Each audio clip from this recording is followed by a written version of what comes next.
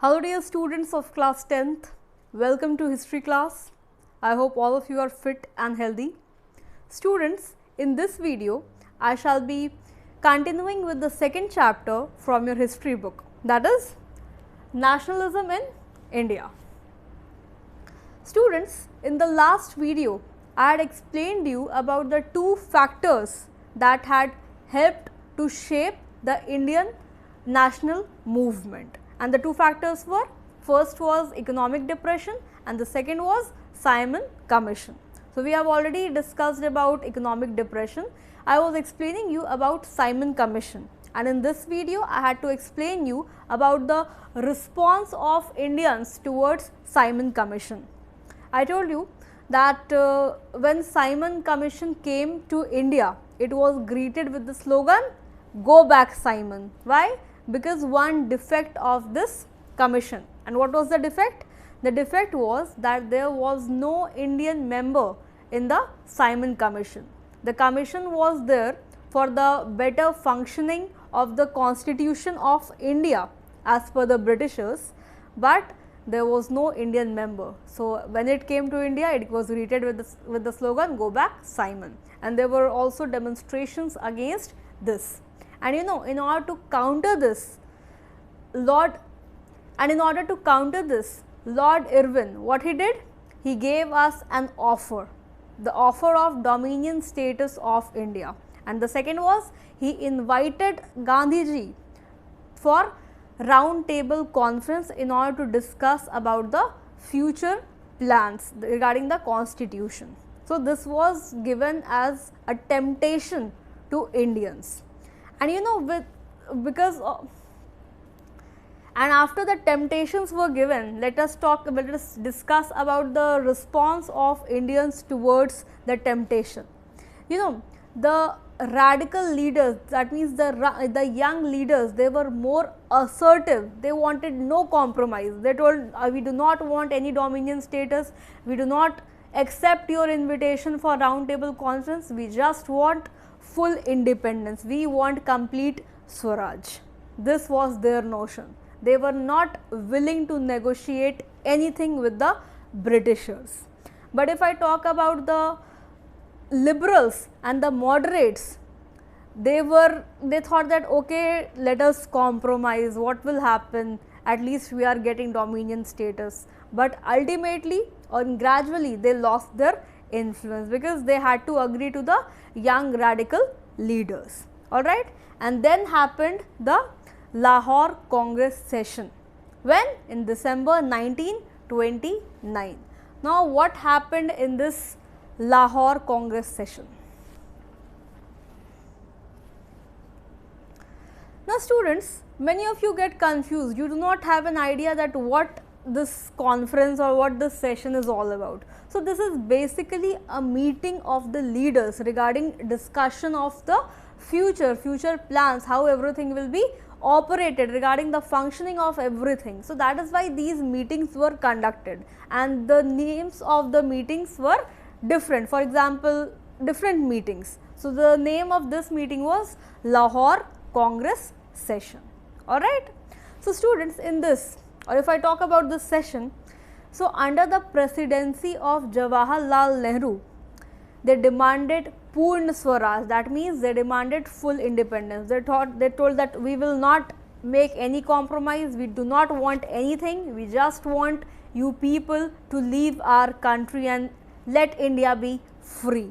That means we only want freedom, we do not want your dominion status, we do not want any offer, any invitation. This the radical leaders told. And you know, it was declared that 26th January 1930 would be celebrated as Independence Day. That means everything was planned, full planning was made that, okay, now very soon we will get our freedom, very soon our country will be independent, and that day will be 26th January 1930. Alright. So, everything was planned, and then what happened? Then Gandhiji had to find out ways to get freedom. Now, date was announced that on this date the Britishers should leave our country, and this date will be given as, or this date will be celebrated as the Independence Day. So when date was announced, then Gandhiji had to think of ways that what can be done, what can we do in order to achieve our freedom. Alright. So I hope you understood about the Lahore Congress session. Okay. Now students, let's move to the next topic, and our next topic is the Salt March and Civil Disobedience Movement. Let me tell you that Salt March comes under Civil Disobedience Movement only. Alright, this is a part of, the Salt March is a part of Civil Disobedience Movement. So before I explain you about the Civil Disobedience Movement in detail, let us come to the Salt March. Now what is this Salt March? Very important.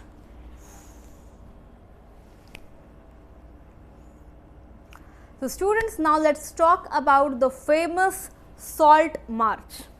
Now students, you know, on 31st January 1930, Gandhiji sent a letter to Lord Irwin. Why? What he wrote? How are you? Are you fine? Thank you. No, he did not wrote any such things. He stated his 11 demands, and there were several demands, and one of the demand was to abolish the salt tax. You know students, Gandhiji took salt as a weapon to unite the masses. Now why salt was chosen? What was the reason? See, that time the Britishers, they had imposed tax on salt, which is very unjustified. Alright. So this was also one demand of Gandhiji, to abolish salt tax. Now why Gandhiji chose salt? This is also a very important question, and this you must know, that why salt was considered an important weapon for Gandhiji. No, I am saying again. Now, so students, question may also come in your examination. This is a very important question, that why salt was chosen by Gandhiji. Alright. So students, let me tell you that salt is a commodity that is used by everybody, whether rich or poor, upper class, lower class, Hindu, Muslim, everybody consumes salt. Is there anybody who does not consume salt? You, any of you? I don't think so. We cannot live without salt, right? So since this commodity is consumed by everybody, so he thought that if I will use this, then I can unite the masses, I can unite everybody. This is one reason. The second reason is that tax on salt is completely unjustified. Why? Because we obtain it naturally, right? How do we obtain naturally? When the sea water is boiled, when it is evaporated, then what is left? We get salt. So when we can get it naturally, why the Britishers have imposed tax on it? There were several salt factories, and they used to charge tax on making of salt. So Gandhi thought that okay, I will take this as my weapon, and very important weapon. And you know, when he was writing his letter, when he was stating those 11 demands, those 11 demands were like an ultimatum given to Lord Irwin. He told that these demands must be fulfilled by 11th March 1930, and if the demands will not be fulfilled, then we are going to launch a mass movement, a mass struggle will be there, that is civil disobedience movement. That means we are not going to obey you anymore, we will completely disobey you. So you better fulfill our demands, or then just see the result. So they were like ultimatum being given to Lord Irwin by Mahatma Gandhi. So you understood that why Gandhiji took salt, or why he selected salt as a weapon. I hope this question is clear to everybody. So I hope this background is clear. Okay.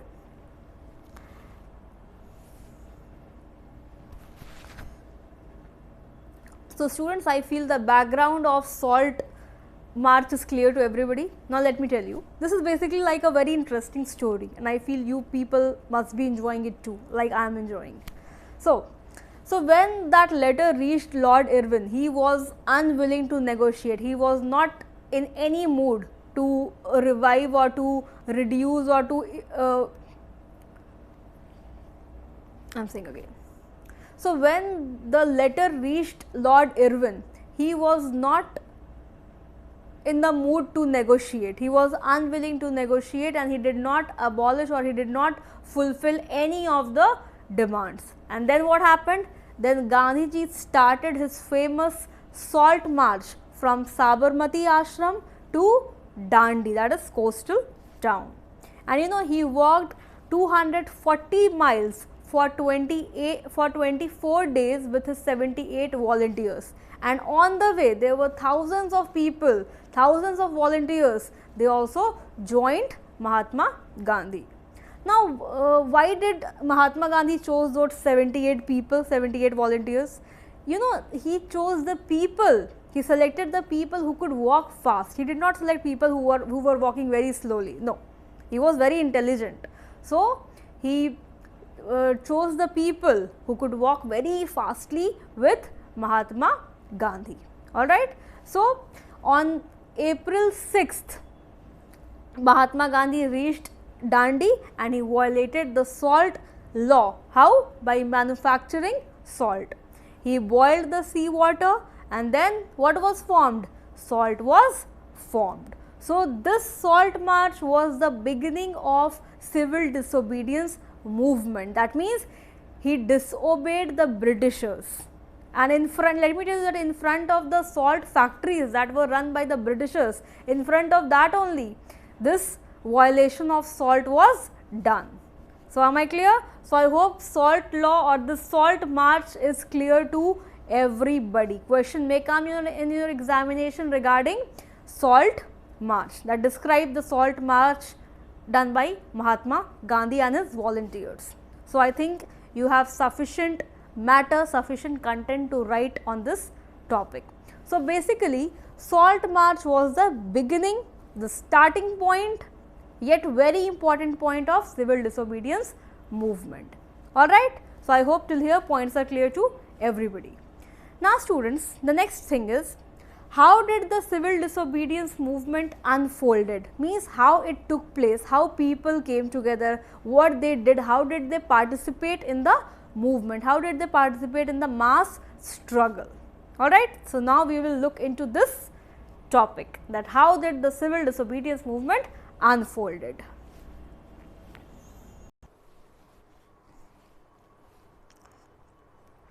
So, students, we have certain points in this, that how the civil disobedience movement unfolded. So, let me tell you that thousands of people in different parts of the country, they broke salt law by manufacturing salt, especially in front of the government salt factories, right. So, they manufactured salt and they broke the salt law. Alright. Then let me tell you that foreign clothes, they were boycotted, they were burnt in bonfires. That means they were boycotting, the Indians were boycotting the foreign goods, the clothes were boycotted especially. Also, students, the peasants, they refused to pay revenue and chowkidari taxes, means whatever taxes were imposed on them, whatever revenue they had to pay to the government, they refused. They told that we are not going to pay any revenue to you. Alright.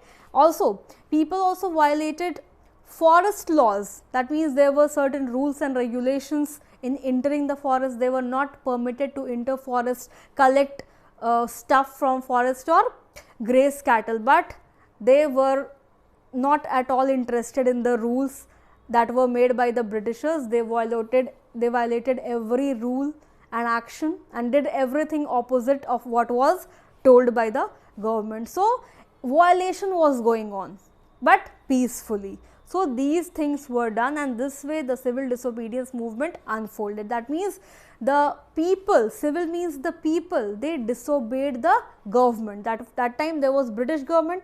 So, whatever rules were made by the Britishers, all the laws were violated.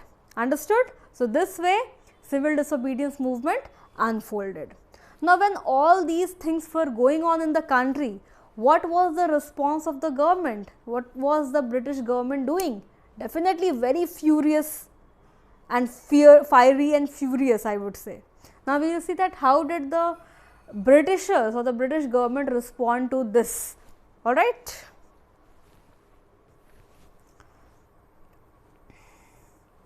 Now students, if I talk about the colonial government, the British government, then let me tell you that the colonial government, they began arresting Congress leaders. For example, Abdul Ghaffar Khan. Let me tell you that Abdul Ghaffar Khan is also called as Frontier Gandhi, and several other important leaders were arrested. You know, Mahatma Gandhi was also arrested, and when Mahatma Gandhi was arrested, the industrial workers in Solapur, they basically attacked, and there was violence everywhere. Violence, clash between the public and the police, everywhere violence was there.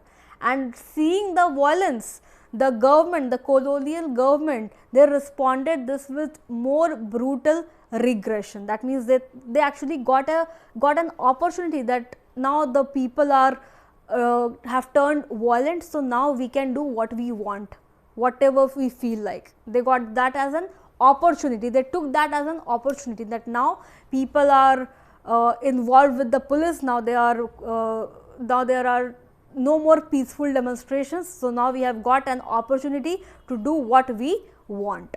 And also because of that, because as government got an opportunity, so you know that time the peaceful demonstrations, they were also attacked. Women, children, men, they were beaten, and thousands of people got arrested. That means there was violence everywhere. All right.